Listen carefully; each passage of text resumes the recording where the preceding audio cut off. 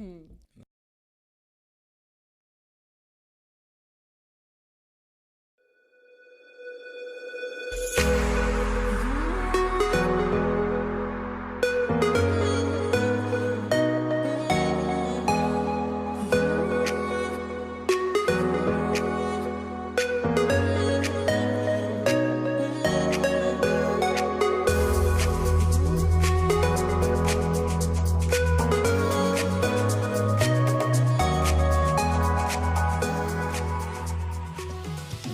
morning, everybody. It is so good to have you here with me. Imagine If you have your vision as the car with the right team, Imagine how quick that vision will come into the footsteps. Something that was taking 5 years takes 3 months. This morning is all about the leadership and influence.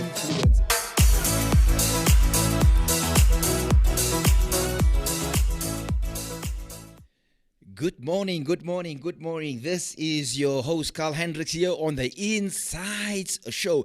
I'm so excited about the show. Every single time when we come on, we have brand new guests on the line here with us and in the studio, of course. And for you watching on the other side, thank you so much. I would love you, if you don't mind, to subscribe.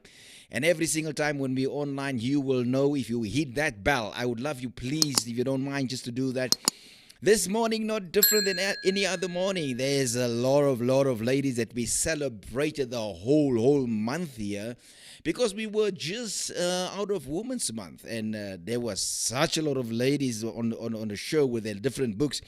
And this morning, not different. We've got the wonderful Sheron Goldsmith with us here in the studio, and she's got a book out entitled "Faces of a Woman." And this is all about the good, the bad, and the ugly.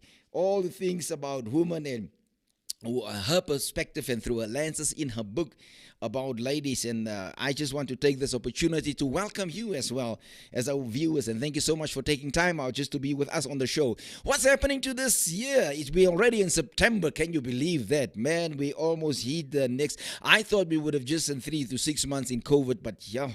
Unbelievable. We're sitting on 18 months within COVID and still hitting for the next year. Well, a very good morning to Pastor Sheron Goldsmith. Would you please introduce yourself to our viewers and tell us a little about you? Hi, good morning. So awesome to be here, Doctor. Thank you so much for the opportunity. Not welcome, I'm welcoming myself.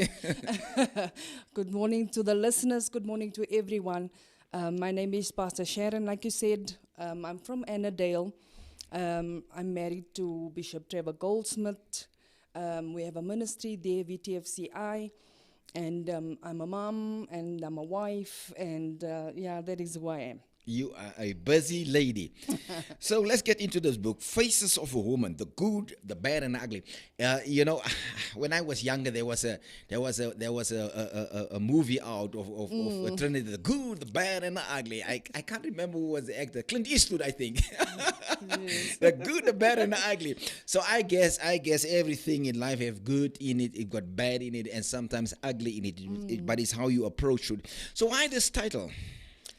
When I say Faces of a Woman, it speaks about the different roles that we have as women. As a woman, we have many facets, we have many roles. So I'm not saying roles, I'm using roles then as faces. In every situation, you are not a different person, but you put on a different face. Yes. For the situation and for the circumstance that you are in. So what you technically say in the book is more like you change your cap. Yes. Like when you're at work, like we're in the studio now, Yes. we're doing an interview, we've got a different cap on. Oh, when I yes. leave here and I go and do a counseling, I have a different cap Yes, on. definitely. And there's the different faces of the woman. That's the idea. And the good, the bad, and the ugly. Why that subtitle? As you just said now, that we all have our good days, we have our bad days, and there is a little bit of ugly in some of us. And sometimes we want to just hide some of the things, or we just want to say that you're all good or you're all bad. But we need to be realistic and realize that there's many facets, there's many areas, and there's many things that that is hidden within us. So that's what the book is all about, bringing all of that out. I get to change faces, as you call it, faces, to change roles. It's not the easiest thing. No. And specifically, like in your book, you mentioned extensively about being a single mom or a single dad for that matter, or most probably going just through hardship. And then you have to change, you have to be there for everybody. And I think women have this ability just to stand in the gap for everybody. Oh, yes. So tell us a little about what you're doing these days. Like I said, we are in ministry, so I have been doing ministry with my husband for 25 years now. So right now I'm not ready for the next book. I said that I'm still busy planning, I'm still thinking, I'm still in the process of the next book. So with this book, you wouldn't believe, it just came 2 months I wrote it, 3 months it was done. So with me, it's like it incubates. It's inside of me. So after maybe 2-3 years, I'll just start writing, and two months later I'll be done. So right now I'm just in that incubation process, I think, and God is just speaking to me about a few things. There's a few titles, and that is what God does. He'll give me a title. Even when I minister, He'll give me a title, and then as time goes, He'll add to it. So right now I've got a few titles that I'm contemplating, and I believe that God is going to release it when it's ready. You talk about legacy in the book. So what would you say is your legacy? What would you leave behind? This is one of the biggest. I believe that books are something that you can leave behind. It will speak volumes. It will speak to people about you even when you're no longer here. Leaving a God legacy is something that I really would want to, especially in my family, and the people that know me, they must know that there was a God in me and there was a God legacy that I left behind. But the books that we write, and that is such a gift, that even when you're no longer here, that book will be here, and people will always be able to pick up this book and say, this person was here. So it's a mark that you leave within the book. So books are awesome time. An awesome way of leaving a legacy. So if a mother's out there and a first lady or a pastor's out there, and they most probably don't write, what legacy do you think they could most probably leave behind? Instilling in your children, instilling in your family, in the people that you come across, leave a mark in their lives. Like sometimes we feel like we must be a CEO, we must be a big, but not all of us are called to that. Where you are at, the people that you are with, leave that mark. So when you're no longer here, they know this is what my mother taught me. I mean, myself, I can still now say this is what my dad taught me, even if he's gone so many years. But the nuggets that they leave inside of us, the teachings, the morals, the values, that is a legacy. That's why I'm saying a God legacy. Leaving your children with God is something that you cannot go wrong with. You mentioned in your book that you are happily married to Bishop Goldsmith. Tell us a little about him and your family and the ministry. Okay. My husband, Bishop Trevor Goldsmith, is originally from Durban. We this year, in November, we'll be married for 25 years. We have 4 beautiful kids. And we started the ministry very early in our marriage. We were very young, and I think just over 22, and he was 24. And we got married, and everything was good. We had good jobs and stuff like that. And 6 months into the marriage, he came to me and he said, I feel that I'm called full-time into ministry. And that was the biggest shock of my life. And we started, and it was hard, it was difficult. And I think that's why also this book is so important for me, because we didn't have mentors, we didn't have role models. We actually dove into it without really knowing what we're doing. Even in our marriage, we were very young. And I feel I was very ignorant even in that time. So it was a tough journey, but we are still here by the grace of God, and we thank God, because the fruit of when we look at our kids now, when we look at the ministry now, and we see the fruit, it has just been an awesome journey with him. And I just thank God. He's an awesome gift. He's a minister. He ministers all over the world. He has a passion for Africa, travels there a lot. So yeah, our life has just been a blessing over the years. How many children do you have? We have 4 kids. Tell us a little about it. Okay, we have, I've got 2 daughters, 2 sons. I have an eldest daughter, then I have my Leslie, then my son Luke, then it's Leandra, and then there's Tiger. The first 2 already in their 20s, and then we had a big gap, and then we have the little ones now. My youngest is 10. So yeah, the best thing is I am the last born of 8 kids. So I love big families because you don't need friends and you don't need other things. When you have a big family, just you and your family, they fill up your house. So I love the big family, and we are very close-knitted. We are very involved. And they are also very involved within the ministry, and I thank God for that. That's great. You begin with situating the different sexes in the story of creation. So why is our different roles the will of God and the plan of God? God is intentional, and He didn't just create because He felt like today I'm creating. He created Adam first and foremost, and after a while He realized Adam is alone. He needs a companion, and He created the wife. And I believe if He was not intentional in the roles, He could have created another Adam. He could have created just somebody as a friend for Adam, but he was intentional in creating similar but different, and added some things to the wife that will complement. I say in my book, maybe God realized when He was done with Adam, there's some things that I missed. I'm going to add it into the second one. So the roles are so important because we've been created specifically for something that we do. And I've been created specifically for the role that I'm in. So God, he didn't just do it by mistake. It was intentional, and that is what we should make sure that the roles are. You must know this is my role and this is your role, because that is God's plan.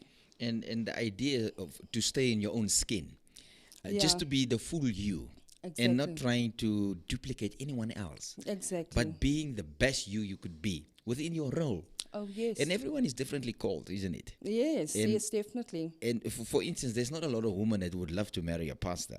And it's like very, very clear. Sometimes ladies say they will never marry a pastor because maybe they're from that background. Yeah. But they ended up marrying a pastor in any case. That was me, fully and completely. I grew up in church, but from the age of 15 I got saved, and we were in ministry, and we were at a youth conference, and this guy came and minister. It was a pastor, evangelist actually came and minister, and he just got married the weekend before, and the next weekend he was there with us, and he was ministering, and we were like, "Where's your wife?" And he said, "No, the wife is at home. I'm doing God's work." And at that stage, I said to myself, I will never marry a pastor, because I can see that when you marry a pastor, you cannot say this is my husband, because he's for the church. You need to know that your husband is not just yours. He's gonna be with the people out there. And I said, I'm not marrying a pastor. And that is why I'm saying to you, when we got married, doctor, he was not a pastor. He didn't say anything. And God granted me. I did not marry a pastor. 6 months later, the shock came. Yeah. Life is so weird. Yeah. If God have to paint a full picture to you or at us, Yeah. we will never say yes. That's the truth. That's He true. will never say yes. If God have to show you the end product or the in-between, Yeah. you will never say yes. It's like you'll say, no, this is too difficult, it's too hard, I will not go into it. Sometimes I feel God trapped us. I feel like that too. You start with motherhood. You say the children did not like you when you were younger. Tell us about your own experiences from that age up to motherhood. Yeah, when you were 15, 16-year-old and you want to play with the babies, so you want to pick them up. Now, when I used to pick them up, they would scream, or when I want to play with them, they would be like, they didn't like me much. You get people that's just naturally good with kids, and I wasn't one of those. So when I got married, like I also said, I was very young, and I was ignorant. I did not know what I was doing. I can tell you that for sure. But I thank God for my mom, because she lived with us, and she she really just schooled me, and everything that I needed, I could see her modeling, because I was the last born. There was no babies coming after me, so I couldn't see. Some of us had siblings, so we raised our siblings with our moms. But me being the baby, I never saw. So she really just helped me so much with that. And it was a process. It was really a process I looked at this little baby and I was like, is this really, did this really come out of me? It's an awesome thing. And it's been a journey. And like I said, now when you look back in the fruit, you'd like pinch yourself and say, did I really raise 4 kids? But it has just been awesome.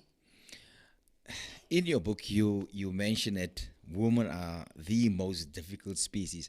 I'm not sure if everybody's going to be happy with you out there. I'm not sure if everybody's going to be happy. I must have said, reading your book, you admire your husband. You place the roles in perspective.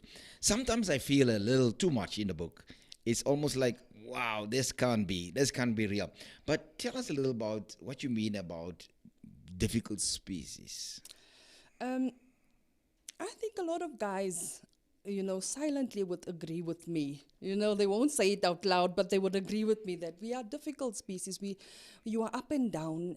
We are so emotional, and at one moment you can be happy, and next moment she's sad or she's fighting, or you don't know, and you're just like, what happened now? We were cool this morning. I just feel there's so many facets to us, and because we need to operate in so many roles, and sometimes we overlap our roles, and that becomes a problem, because now sometimes you're not conscious of, I'm with my husband now, and you now a mother to your husband, or I'm at home now with my kids, I need to be. So it's a difficult species. We are multifaceted. God has created us to multitask, and I think men don't know how to do multitasking. I feel like a guy can just focus on one thing and do one thing. But a woman can be cooking, and she can be cleaning, and she can be doing everything, and I feel like there's a lot of facets to us. We are difficult to understand, and sometimes we don't even understand ourselves. So do you want men to understand women? I think they should take some more time to try and understand, and I feel like that will help make the relationship easier. Through your lenses, what would you say is difficult for men to grasp or to understand about women? And you call it's you that's calling the ladies species here in your book. So what will that be? What will that be? I think the biggest thing is that we can change our minds, and I think the big thing is the moods. Like I said, one moment you're up, tomorrow you want to be down, and people must leave you to be down. And 5 minutes later, you want to laugh and make a joke. And then guys are like, okay, where are we at now? Because, and like I said, sometimes we don't understand ourselves. You don't understand, why am I changing? Why do I feel like this? So we are a species. Yeah. And we are uniquely created by God. I think a man should just all the time be praying, God, okay, give me insight here, give me some revelation on how to deal with the woman and the face that I'm seeing before me. Pastor Sheron Goldsmith, you mentioned in your book also about relationships, and that you should not get into another one unless you're whole. Share a little about brokenness, and what do you mean exactly by that? Relationships are difficult, and some of them don't end good, even when before you even married. We come through scars. Some women, before they find the right husband, or they find Mr. Right, go through 6, 7 relationships, and in those relationships, maybe you were abused, maybe you were physically abused, maybe you were mentally abused, and somehow you leave some of yourself behind. And when you get to a relationship, you come with half of who you are. I know in the years we've said that a relationship or a marriage is 50-50. But I don't believe in 50-50, because who are you leaving the other 54? You should come as 100% of who you are. And if there is pieces of your life or yourself that is not whole, that is not healed, it's not possible for you to come 100%. Because like I said, you leave them behind, those little pieces. It's like a puzzle that you need to put together so that I am me, my full me, and then I can find somebody who's also the full themselves. In the beginning of the book, I illustrate that God created us as one. And created, the Bible says, male and female. So the first Adam was male and female in one. And then when God created Eve, he extracted Eve out of Adam. So now it's the two pieces that must come together and be one. But if I come with only 50% of myself and you come with 75, then we're never going to get to that full, complete of who we are. So healing is important before we get into marriage. And I think a lot of us don't realize, and then you get married, and only afterwards you realize that there's some hurts, there's some things that I didn't deal with, and then you cannot give yourself 100%. And sometimes that pain and hurts have the tendency to surface within a new relationship. Oh, yes. And it's actually baggage that you carry from the previous relationship. Oh, yes. But that could be anything. It could be unforgiveness. It could Definitely. be bitterness. It's that wholeness, that emptiness. It could be trust, for that matter. Oh, definitely. Yeah. Maybe you got hurt in a previous relationship. Yes. And there was a trust issue. And now there's no need to distrust Yes. the person in this relationship, but you carry that. That's what you mean by the wholeness. That is what I mean with wholeness. You need to have dealt with all of what you've been through previously so that you can be a complete being and not have things that is still, there's still things that you need to deal with before the relationship. You share about a woman must have their own identity in different roles. Towards the husband or the role in society or at work. Help us to understand what you mean by their own identity. I feel like sometimes women you don't realize that you are an individual person on your own. And sometimes, especially in my own situation, when we got married and my husband was a pastor, I felt that I must take up that identity. I must become the pastor's wife, and I must just follow the line. I never felt like I can be maybe, say for instance, a medical doctor and he's a pastor. I felt that this is our calling now. I must walk that line and I must go. And sometimes we lose ourselves in the husband's role, especially if it's a big personality. So then you become almost like in the shadows, you behind there, you're just following the line. And most of the time, years later, you find, who am I? What have I done? What did I contribute? So you need to have your own identity. You need to know that this is who I am and this is my characteristics. These are my goals and what I want to do within the marriage, not against one another, but I feel that God will place us together to harmonize. So I'm not going to have something way out of what God has called my husband to do. So what I have must complement and we must fulfill. And it must then become a one thing under one cover, under one head. On the multimedia platforms, just the other day, there was a huge attack on the President Cyril Ramaphosa, specifically towards his wife. People felt like she's not playing a role as the first lady of the country, and I felt that it's an unfair expectation. Oh yes. And but life is wired like that. And then my wife helped me very, very early in ministry. Sometimes people speak to my wife as the pastor's wife, and then she'll say, "My name is Joan." Okay. It's like you need to help yourself as well, and it's not just in the pastoral circles. Oh, it could yes. be your husband could be most probably popular or most probably an actor. Yes. It could be a CEO. And people just see the person as a little add-on, but not as a complete person in their own rights. And I must just admit that that's most probably also why there's such a lot of marital problems, because there's an expectation and an unfair expectation from public upon you. Oh yes, that is true. And you find yourself living up to other people's what they expect, and you start. It's like a performance because now you must do something that you sometimes don't feel comfortable doing.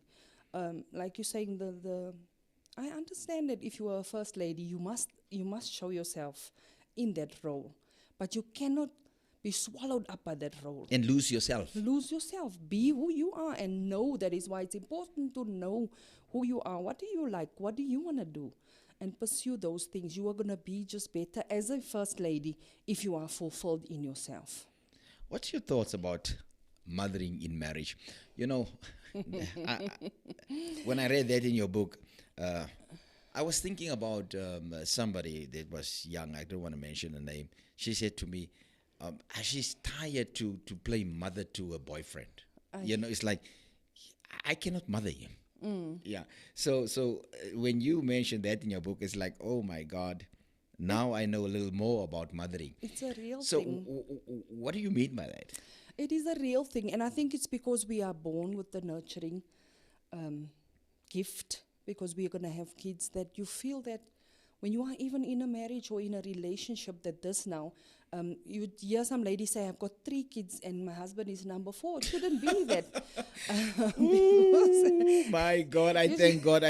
Well, if my wife mentioned that at anybody else, I don't know of it. At least I don't want to be the 4th kid in the house or the 3rd one in the house. Oh my word. But sometimes they say it very proudly. They do, because they feel like I molded you and I made you now, and you must sit like this and you must carry yourself like this and don't do this and don't. And I feel there is so much pressure on us, and it also takes out the romance out of the relationship. I know that some couples, they call mommy and daddy, they call one another mommy and daddy. Listen, I must just admit, we were for a very short time very guilty of that. I must just admit, but that was accidental. It was by default. Okay. It's like trying to teach the kids kids to to call say, mommy, and later on you turn, you say to your wife, "Hey, mommy." It's like, no, I'm not your mother. Exactly.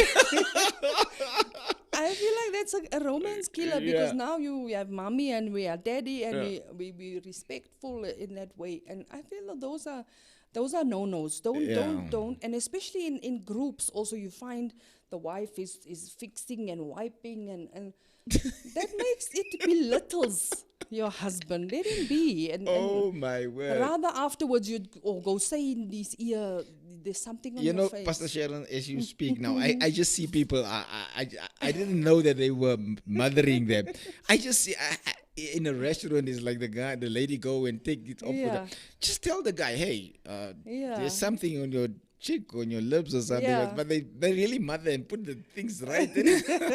What other roles do they do in this mothering? I like this now. I want to hear a little more about this mothering story. What other things do they do that? Mothering, I feel like even dressing, that there are wives that will actually put out the clothes for the husband. This is what you must wear, and don't put this tie with that and that. Those are mothering things, that your mother would say, you can't wear jeans now, you can't wear this.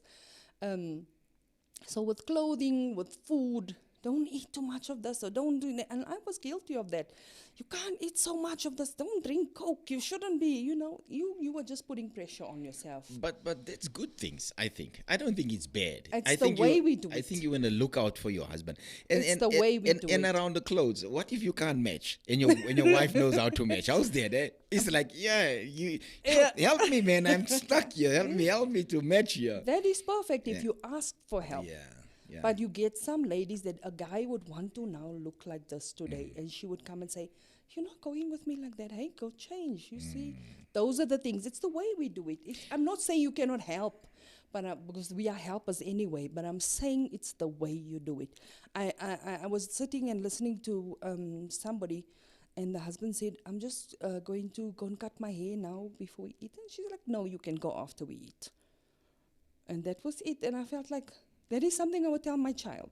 You're not going now, you'll eat first, and it's the way we do it. If you come and you say, babe, we're going to have lunch now, why don't you do it when we're done? It's the way we do it. I hear. It must not be instructional, like pointing finger. Exactly. That's what mothers do. And you mentioned that this mothering thing takes the romance out of marriage. It does. Because like I'm saying to you now, subconsciously, and we must know that some guys also look for that. Because maybe they had a difficult mum, or maybe they had a good mum, and they're looking for that features within their wife. And at the end of the day, it's almost like he sees his mother in you. And if there's a sexy young lady walking past and you have this in his mind, a figure of mother, she's going to move his head and his eyes. He will be looking at her and be, turning his head away from you because you fit another role. That's why it is so important to know that right now I'm with my husband. What is that I'm supposed to? You must be a companion. You must have fun. You must have a friendship. You must have that type of thing.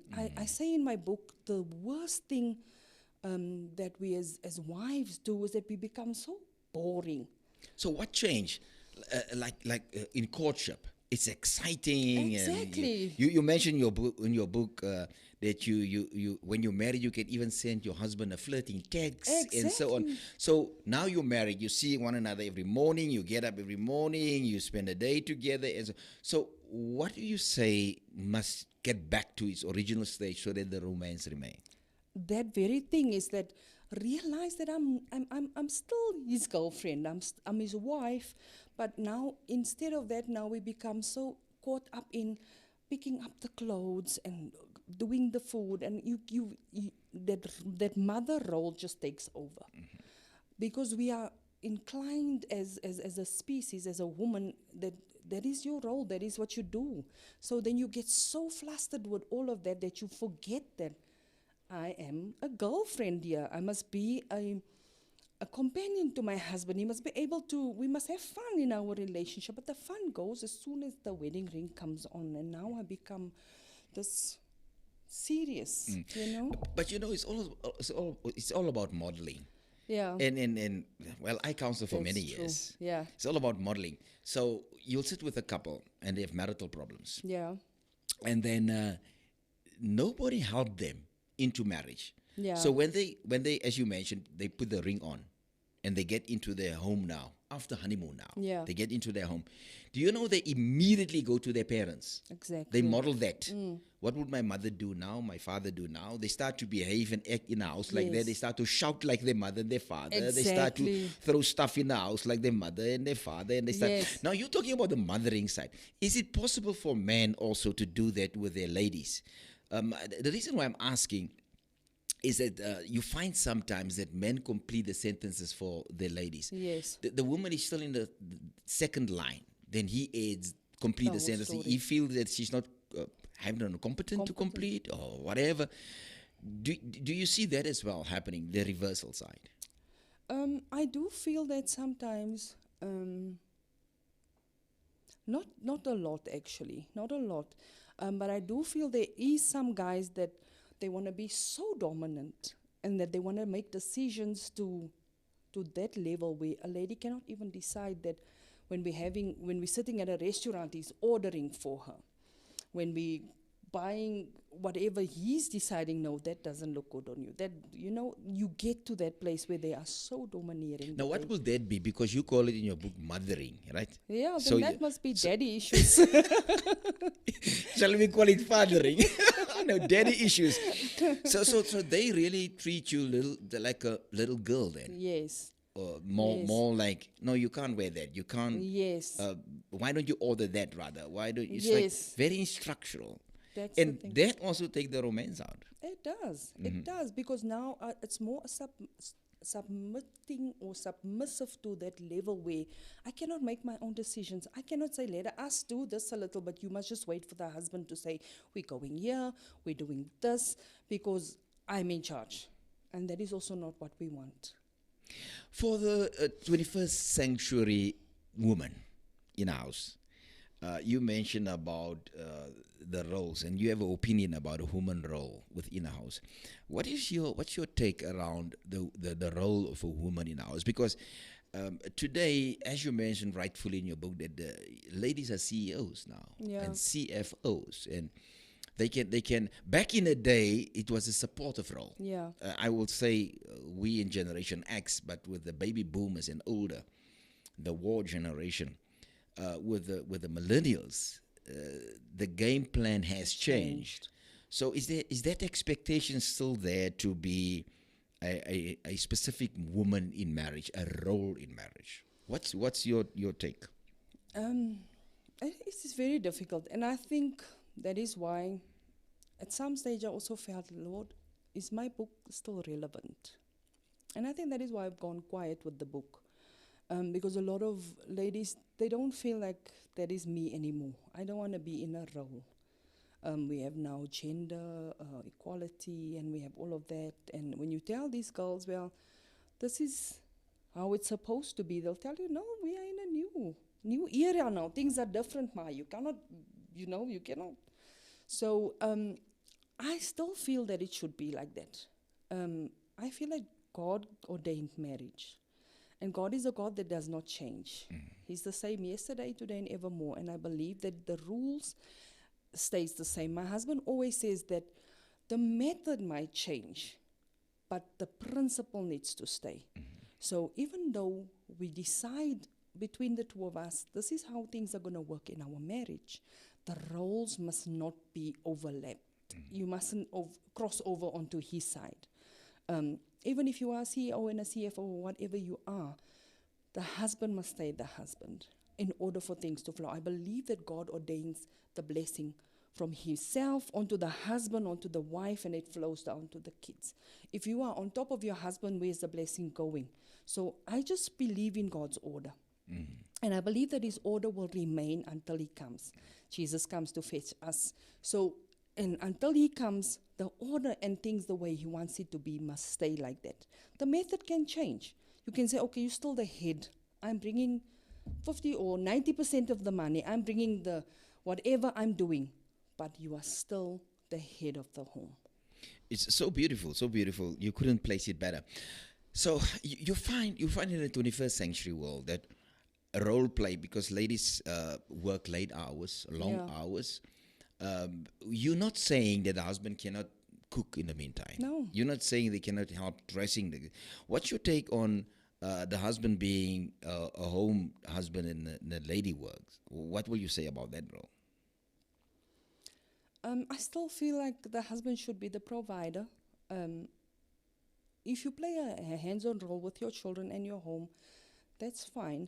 But I just feel like stay within being the provider, because it's difficult now in that situation to then, because women just feel like if you're not providing for me, then I'm the man here. So you need to now, and then the roles get swapped very easily in that situation. Yeah. What I've learned over the years, it's important for a couple to have a sense and a good relationship, first of all. Secondly, good communication. Definitely. And most probably, before you get into marriage, understand exactly role play. Exactly. It's like when there's dishes, it doesn't mean it's a woman's role. Yeah. If the kids needs to be bathed, it doesn't mean it's a woman's role. Yes. If whatever, we should understand that and get into marriage with a form or a sense of understanding. Yes. Because I've seen the most beautiful marriages where the woman really earn a lot of money, but the understanding between her and her husband, it's so honorable. Yes. But I guess that's the point that you stretch in your book, where that respect towards your man. Yes. I think that carries the weight. It is so important. And the other things are frills. Who's cleaning? Who's doing this? Who's bringing the money home? But if the understanding and the respect is in place, the relationship is solid. Are men and women equal? What's your take around that? Because sometimes women outperform men. We are not equal. We've not been created equally. There's some strengths, and I know a lot of girls and like you're saying, these new ladies and stuff will have a problem with me saying this, but there's some things I feel like a woman should not be doing. You see them now digging trenches, and they're out there, that our bodies are not created for certain things. And my husband and my kids always laugh at me when I say, girls should not be playing rugby. What are you doing on the rugby field? You have got so many delicate areas that, I just feel there's certain things that a lady, you've not been created and designed by God to do. And I know that our years today, people are saying, whatever a man can do, I can do, and we can do better. And we're not created equally. There's things that you guys cannot do that we can do. This we've been designed. That's why the role is so important. That you must know this is what I've been created to do. Bodily, this is what I'm able to do. Why do you want to take on more roles when we already have so many roles? Stay who you are. You know, be feminine, be the woman, be the mother. Don't because you are in a business world now, you start acting like a man. You lose your femininity, you lose your softness, the tenderness, and those are the things. Now you speak roughly, and you feel like now must be the. No. I feel like God has not created us and physically equally. There's some. You've got strength, you've got power, you've got things that you can do. Like we're still struggling to open jars and things. And the thing that confuses me with women is that we want to be equal. But then you want your husband to still romance you and he must treat you like this. And, you want that soft from him, but we must be equal. So if we are equal, then you might as well also do the things that you're expecting your husband to do, if you understand what I'm saying. Yeah. But maybe Pastor Sheron, maybe on the equality aspect, maybe, just maybe, they do exactly the same job. It's most probably not digging trenches. Yeah. Maybe let's go to a lighter job like a CFO or CEO. They studied for it just like you. Yeah. But the equality, if it comes to the salary line, maybe that should be fixed. It should be fixed. Yeah. It should be fixed. I feel like if we qualified at the same level, why must our salaries be different? No, in that regard, I feel that women should be when it comes to those things. But when I'm talking about you're more on the marital side, the home side, no, the structure. The men, the woman, the now, children. I feel women should be recognized for what they do as much as the guy. If we're doing the same thing, then give us the same pay. Exactly. Talk to me about women, men, and cheating, as you mentioned in your book. What's your take on that? I feel like cheating is when it happens within a relationship, both parties should ask what happened. Sometimes we feel like we can just blame the one party that is most probably at fault, but sometimes we forget that maybe I caused it, and women don't want to hear it. But sometimes we play a role in the man. Like I say, he loses interest in you because now you're not giving him what he's looking for. The companionship isn't there. The relationship isn't there. You are more involved in other things. I feel like a man, you should be able to keep his attention, because their minds will wander. So as a woman, it's a tough job, but you need to be able to keep. And I feel like cheating is not about outside, because you'd find even our Hollywood bombshell ladies are being cheated on. It's got nothing to do with the outside. I feel like if there's no fulfillment on the inside, that is when a man will start looking around, and even a lady start looking around, because I'm not fulfilled on the inside. It's not about what I'm seeing on the outside, because you can be the best looking, you're going to have the best body. But if your man or your wife is not fulfilled on the inside in the relationship, they will start wandering. So more than focusing on the outside and looking good and all of that, which is very important, make sure that the relationship is solid. Well, that is Pastor Sheron Goldsmith. The faces of a woman. There's so many faces, and I tell you here, I'm just enjoying this interview with Pastor Sheron Goldsmith here, the author of Faces of a Woman, the good, the bad, and the ugly. So what's the role that competition plays in sisterhood and in marriage? Because you also mentioned that. Competition is dangerous. I feel like you should only be competing with somebody if you are an athlete. Don't compete with your husband, because we do compete in relationships that we feel like, I want to be the better parent, I want to be better in whatever I do. Don't compete. We are on a team. We should be on one another's side. Competition is dangerous, and it becomes a problem where you start comparing now, and I did so much and you did so much, and that is dangerous, even within the sisterhood. Comparing ourselves to one another always wanting to look better. There's always going to be somebody looking better than I do. We've been uniquely created. Somebody's got a better gift of cooking, of baking. And I tell the story even with mums. You know, my mum lived with us, so the problem started when I started cooking now. And my husband would say, wow, this food is nice. And tomorrow she's cooking, and then she wants him to also say, wow, the food is nice. It's a competition now. Because it's bred inside of us as ladies. My word. And we start trying to outcook one another now. And even as a young wife, you feel like when your husband says somebody else cooking is nice, you feel like I must up my game here. You know, so that competition is not good. Competition to a certain level can be good. But when it becomes something that we're measuring ourselves and you're feeling less than, you're feeling inadequate, that is when the problem becomes. So rather stay away from competition. Let's all be on the same team. And let's acknowledge that I might be strong in this area and you might be strong in that area, but flow in your strength. You believe in prevention is better than cure. Yeah. What do you mean by that? Rather work on the situation before it comes. Don't wait until you're in a situation. But how will you know? How will you know that that's on its way? You won't know. That is why you must always make sure that things are at a level that it's okay. You know, don't be asleep and then when the problem comes, now you want to start working on it, then it could be too late. You know, I've noticed something about couples.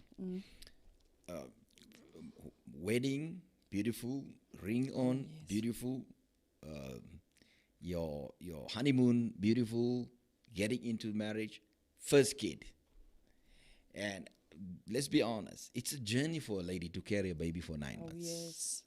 The mood swings and whatever goes with that. Then raising that kids. Yeah. There's chunks of your life. Yeah. That's just gone. Yeah. You raise 4 kids. Yeah. And then you have a ladlammerkie, as they say. So you have 4 kids. So there's chunks of your life that you dedicate. So isn't it during that time where the man should refocus more on being there instead of out focusing?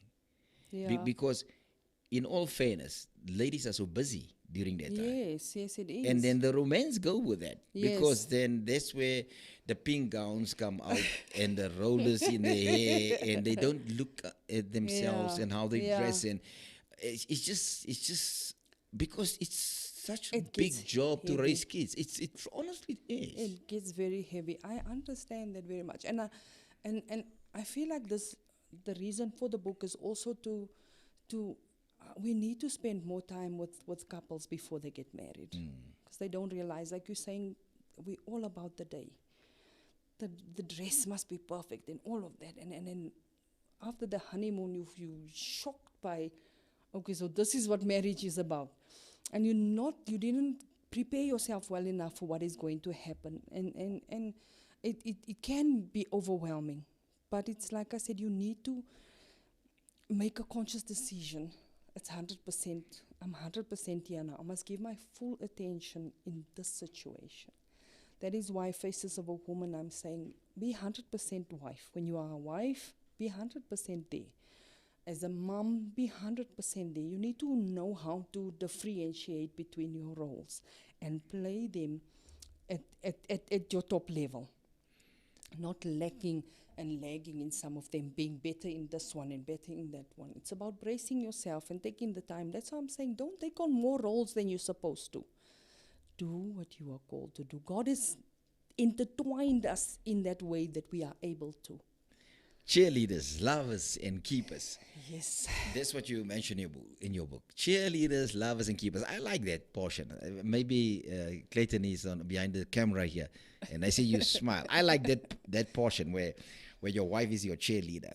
Oh, cheerleader, yes. lovers, and keepers.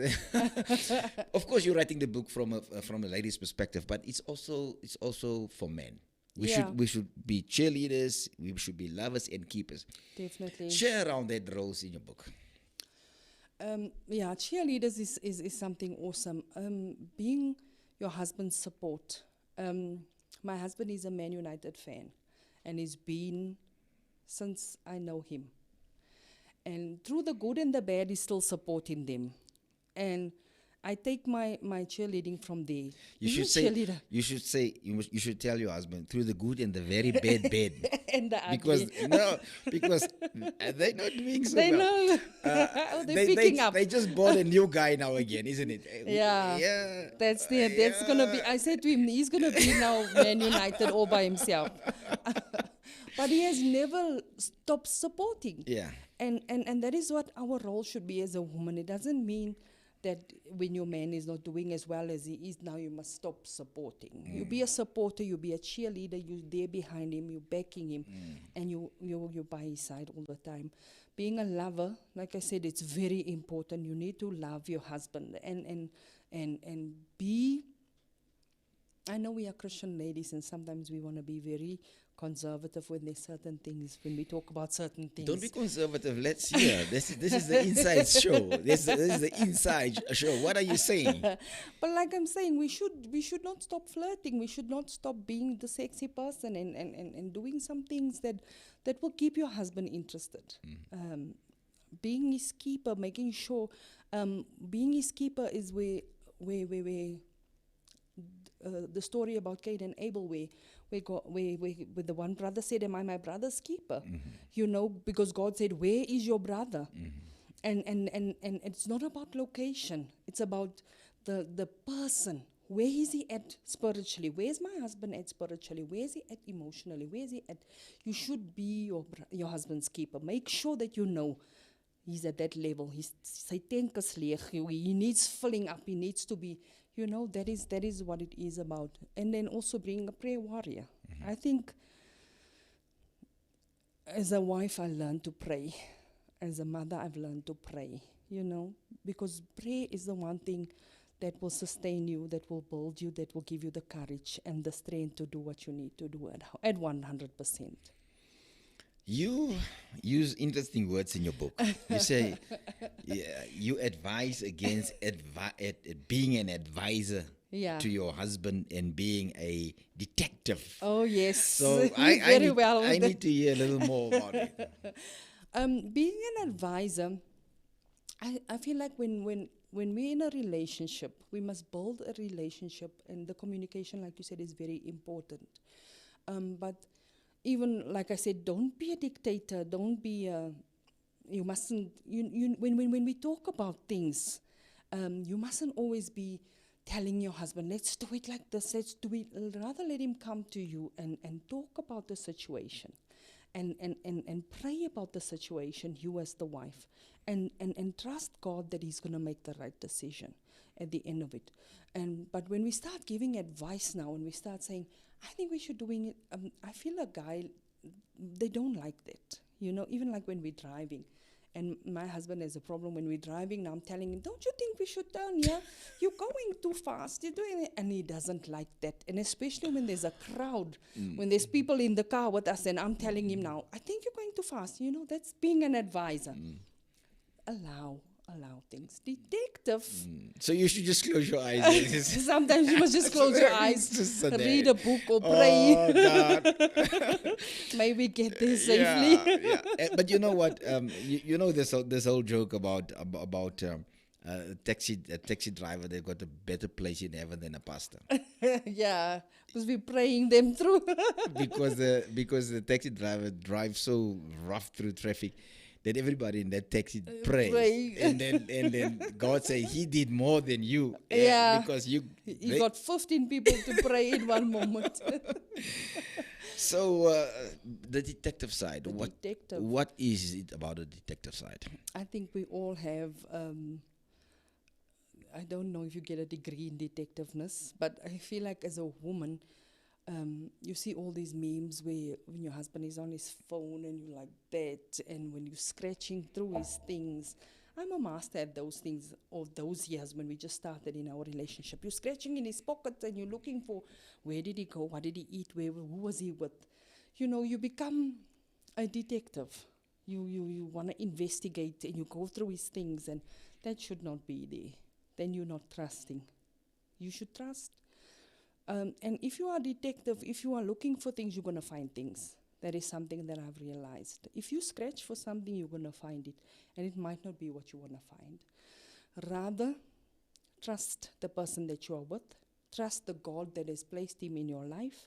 And rather pray and say, Lord, if there's something that must be revealed, you will reveal by your Spirit. Holy Spirit is so powerful. You will see things before they come. He will show you if there's something that you need to know. So stop being a detective. Stop looking at things and scrutinizing and reading more than supposed to be read. Just trust. It's very important. Right. You talk about, in your book, about, as a matter of fact, you apologize on behalf of the woman. Why would you do that? Why would you apologize on behalf of the woman? I feel like as women, we really doing some harm, and especially woman to woman. That is where this comes in. And it is more with, I'm apologizing to our women who are suffering in relationships where you find your best friend having a relationship with your husband, and she comes to your house, she visits, smiles in your face, knowing what she's doing. You know, there are some ladies who even confides with the person that is sleeping with their husbands, you know. And I feel like there's so many women who kill themselves on antidepressants now. They are in hospitals, they're mental. They are just, because of cheating, and cheating so closely, sisters are sleeping with their, and I feel like, and when I wrote this book, it was almost like an anger that I had towards the woman race, that we can be so cruel towards one another, that you can look me in the face and know that I'm having an affair with your husband, and you can be okay with it. You can come to my home and have lunch with me, knowing that I'm not here for you. I'm actually here for your husband. And that pained me so much. And when I was writing the book, I just felt like, who apologizes to these ladies? Because you just need to move on now. You know, she took your husband. Now you are there with 3 children. You need to raise them by yourself. You know, need to go find a job, because now the provider is gone out of your home. So I just felt that I needed to just apologize, you know, to women suffering in that way, that we can be so cruel towards one another. You write about how women should be in the workplace and how they should be at home. What is your experience with this? Same like with all of the different roles of faces, like I said. There's a certain expectation when you're in a workplace. You know, there's a certain way that you carry yourself when you are in a workplace. And the important thing is that we keep the two separate. That I'm not, like I said, you're not a mother at home, at work, and at home, leave work at home. You find a lot of people coming home with that baggage of work, and you're working, your children can't speak to you because you're working. I'm busy. You already had 8 hours of your day or 10 hours, whatever, at your workplace. Do what you need to do and go home. Switch off there. Go home and be a mother. And focus now on your children. Do what you need to do for your kids. Then spend time with your husband. But we carry these baggages with us, and we come into the home, and you are so tired. You can't do anything because you're a stressful day, or you are in a mood because things didn't go the way it's supposed to at work. And that is the thing that brings burdens into a relationship, into a family setup, because we're bringing all of these extra things. Work should be work, and work finish. Come home and you can have a discussion and tell your husband how your day was, but don't let it be so overbearing that you just talk about work the whole night when we are at home. Differentiate. And it's so beautiful if, it doesn't matter if it's a corporate lady. Yeah. Busy darkening boardrooms, being a CFO, CEO, playing a role there. And as a matter of fact, it's nice to see ladies in a leading role. Yes. But when you walk into your house, it must be a safe place. Oh, yes. They must know that this is my family. I'm home. Yes. It's a place. It's like what men will call their man cave. Yes. So a house must be that. That's yes. what you say. Come home and be you. Yes. Be a mother. Play and roll with your kids. If there's homework to be done, just do that. Yes. Whatever is needed. So it's like what you actually say in your book is we don't know how to juggle. Yeah, and balance. and balance life out. Yeah. But that could be equally guilty for men as well. Oh yes, definitely. Because you come home, you go straight to your home study. From Exactly. work to your work study to your home study. Yes. And you just stay in a loop, stay busy and That's a big one for men. And occupy.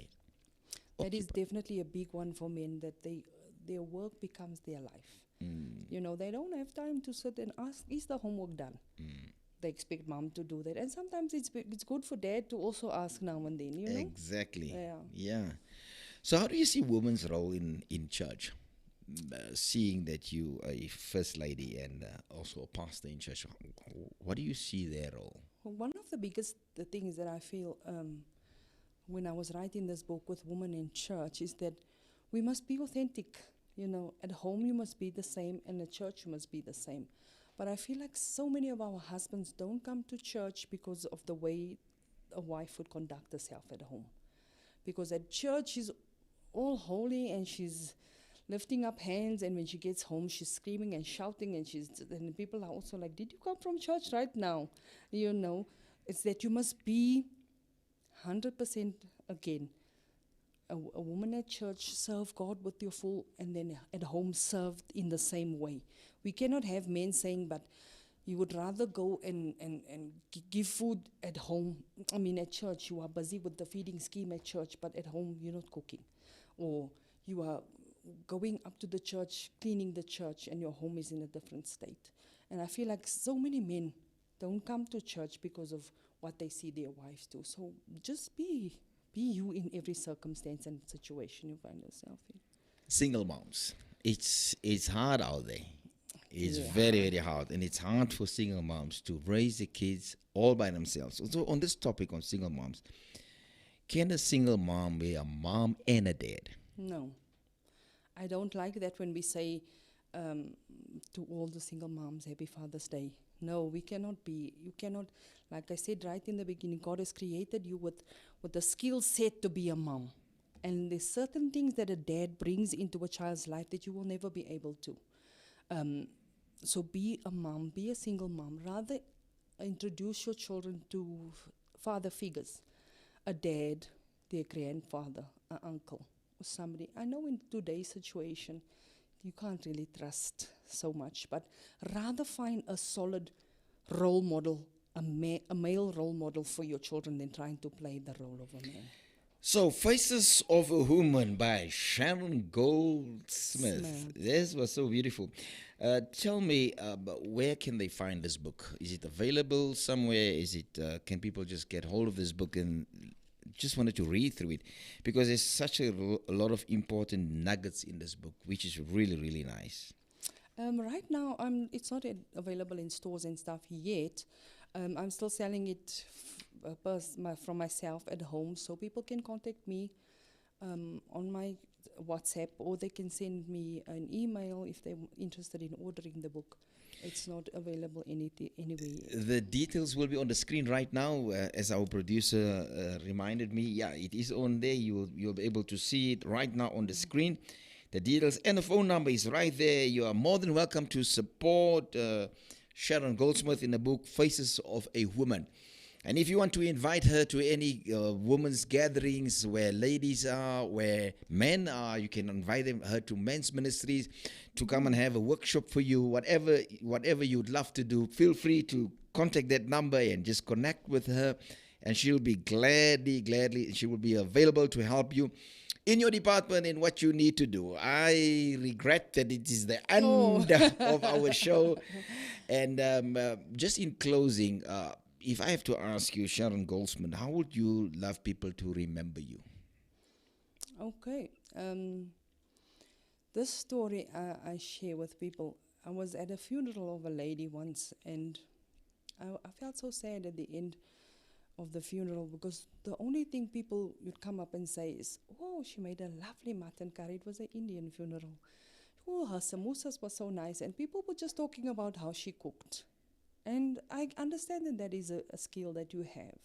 But people shouldn't remember you just for that. People should remember the impact that you had in their life. They must know that this is what I learned from this person. This is what I saw in this person, and my life changed because I met this person. Not about what you're doing for them, but who you are should be something that people remember you for. Not for all the frills and spills, but who are you and what footprint are you leaving behind? Sheron Goldsmith, it's the end of our show. It was so good having you here with us on the Inside Show today. And thank you so much for availing yourself, and thank you so much for this wonderful interview. I really enjoyed it. Thank you so much. It's been a privilege and an honor to be here. I'm so over the moon. Thank you so much for the invite. I'm blessed. God bless you. Thank you so much. For everybody out there, thank you so much for tuning in on the Inside Show today with your host, Carl Hendricks. And we'll see you next time again. I would like you please to subscribe. And when you hit that bell, you'll every time know that we are online. From me to you, I love you. God bless you. And you have a wonderful, wonderful, wonderful Tuesday. Take care and goodbye for now. Good morning, everybody. It is so good to have you here with me. Imagine if you have your vision as the car with the right team. Imagine how quick that vision will come into the picture. Something that was taking 5 years takes 3 months. This morning is all about the leadership and influence.